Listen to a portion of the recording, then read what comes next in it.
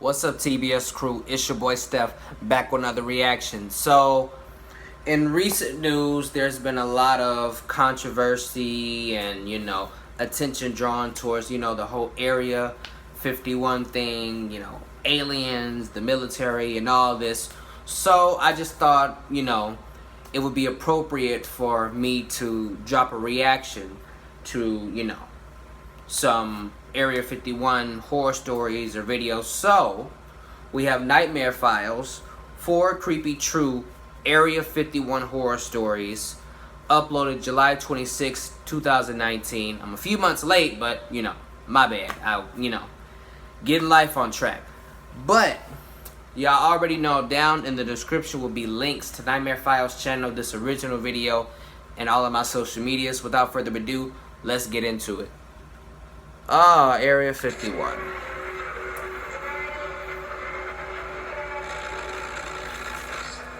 Nightmare Files.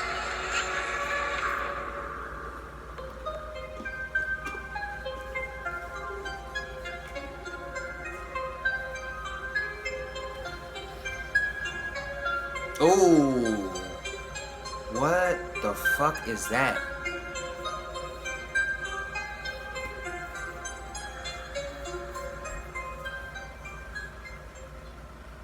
My name is Chris, and this story happened to me last year when I was traveling with my dad across the United States. We were traveling in our RV. We were visiting Nevada. And of course, we had to go and check out Area 51. By the time we got there, it was pretty late and quite dark out. So we thought we would just park the RV, sleep, and check it out in the morning. That night, I think around 1 a.m. my dad was asleep, and I was playing some games on my iPad when I heard some footsteps outside our RV. I took one of my earplugs out so I could listen better, and it sounded like someone was slowly pacing. I took a subtle peek through our blinds. It was pitch black, but you could kind of see something moving. I woke my dad up telling him someone is out there.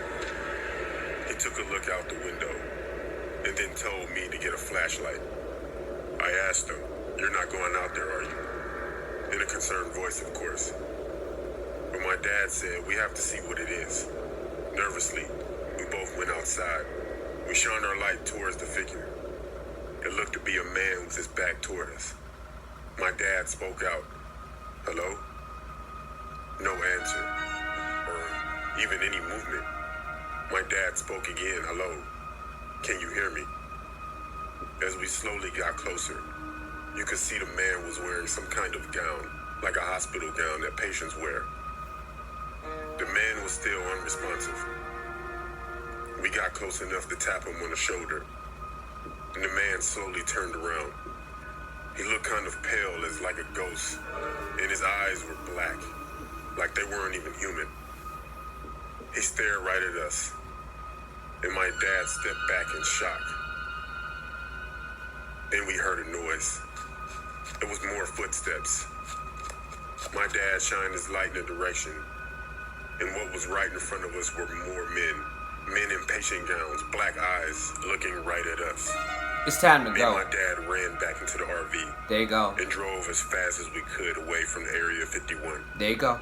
We spent the rest of the night in the motel we found. We never went back to Area 51 after that.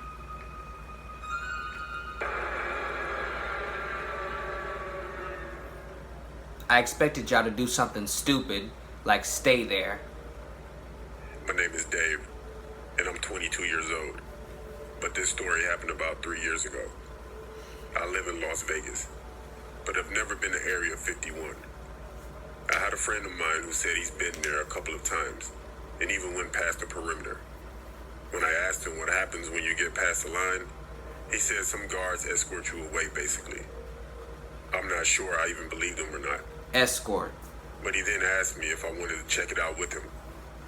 Like I said, I've never seen it, so I took him up on his offer. We drove out there late at night, and I think it was around 12:30 a.m. That's how We they arrived. escort you. We got our flashlights out and had a look around. They whoop your ass. As I thought, there wasn't much to see. A few signs and barriers saying do not cross. And then make you leave. Photography is prohibited. You know, that kind of thing. Then my friend said, shall we see what happens when we go past the barrier? Stupidly, I said yes. So we crossed the barrier, and we stood there anxiously waiting for something to happen. But it didn't. I said to my friend, come on, let's head back. As soon as we turned around, there were two men shouting at us while pointing flashlights. At first, I didn't really hear what was being said.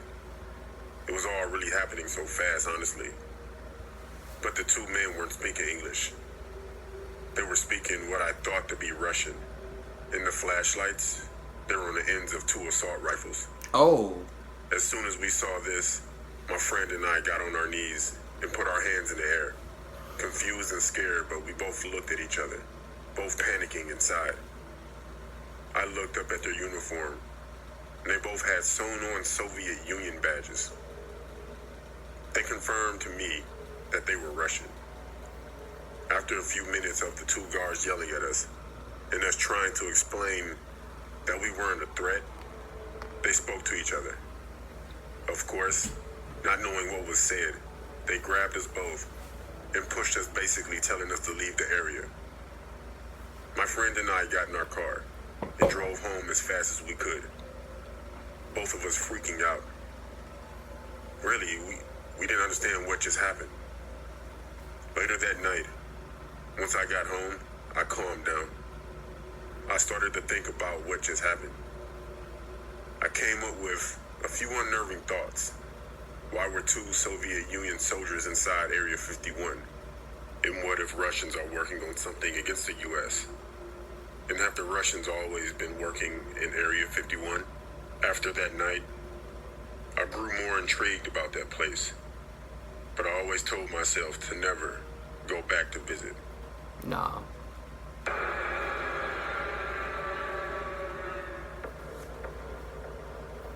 You'll deserve whatever you get if you did return. My name is Todd, and this story happened a long time ago, during the 1960s.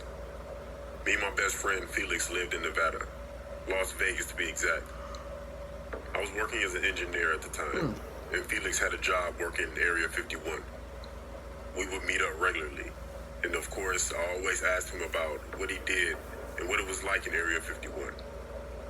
I never got much out of him, and he always said it's classified or he can't say. However, there is this one time where he did want to tell me something. It was July 22nd, 1969, 2 days after the initial moon landing. I received a phone call from Felix asking me if I watched the moon landing the other day, and I told him, of course, who didn't. I'm not sure where he was calling from, but he said to me, it's fake. I asked him what's fake. He said, the moon landing is all a hoax. I saw it being filmed. He responded. What?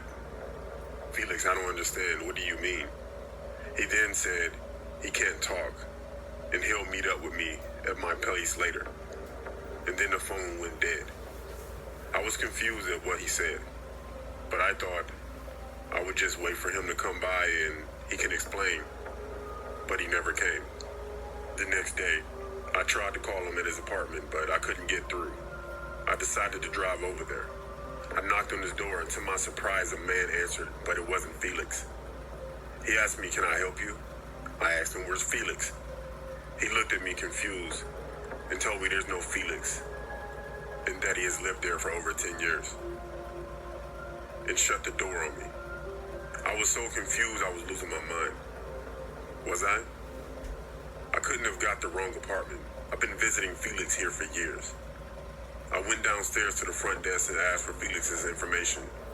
The woman looked at me like I was crazy and said, they've never had that person here, and it's on none of their records. I never saw or heard from Felix ever again. It was like he just vanished and never existed. Basically. To this day, I believe whatever Phoenix was going to tell me about the moon landing being fake, it was true, and the government wanted to keep it a secret. I don't know what's going on at Area 51, but who knows? I know I would never mess with it, I would never go there, and I would never ask about it again. You smart.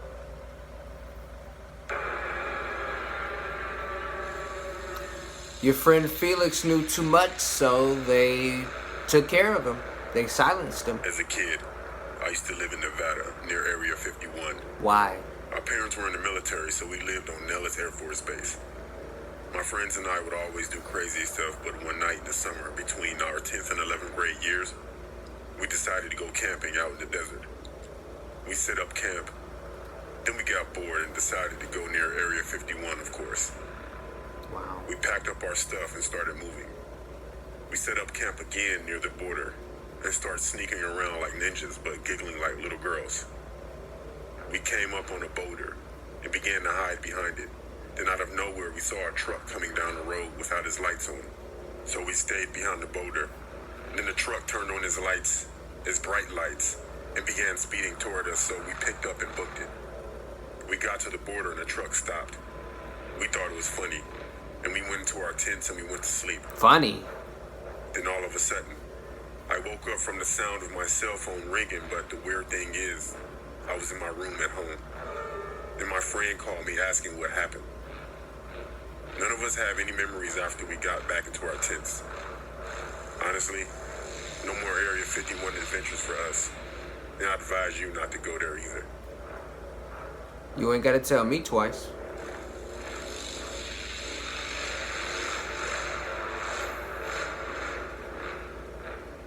Nah. So did y'all like get teleported, or that's what I'm picking up from it?